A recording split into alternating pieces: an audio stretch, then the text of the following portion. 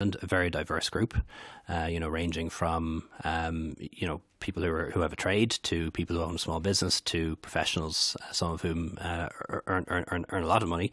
And what we propose as a government is to bring about a new deal for them. First of all, on tax, and this has already started, giving them the same tax credits as people who are in employment. And Michael Noonan started that in the last budget, and that will continue.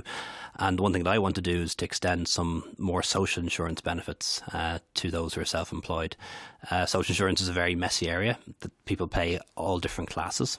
There's about 10 different classes of social insurance. And a lot of benefits have been taken away in and depending on how much you pay, there are different benefits. So most people listening will probably pay Class A. That's any kind of private sector worker or a public servant recruited after 1995, and they pay 4%. Their employer pays about 10 for them. That's 14% in total, and they get a full range of benefits. For the self-employed, even though they're both an employer and an employee, they only pay the 4%. But they get a much narrower range of benefits. The one that's most valuable is, of course, the state pension without any means test. But what they don't get, for example, is any protection if, for example, they can't work as a result of injury or disability, if they need to give up work to look after a carer.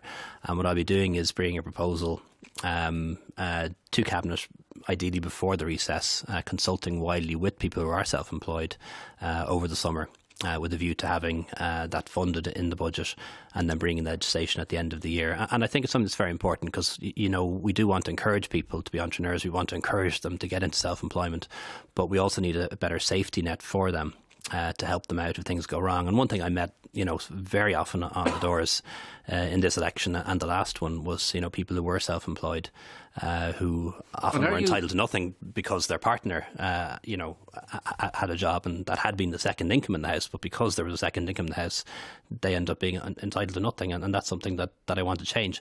But it is tricky. It's not as straightforward as it may seem. And obviously linked to increased benefits can be increased contributions. And I would have to consult widely on that first. You mentioned pensions, and in your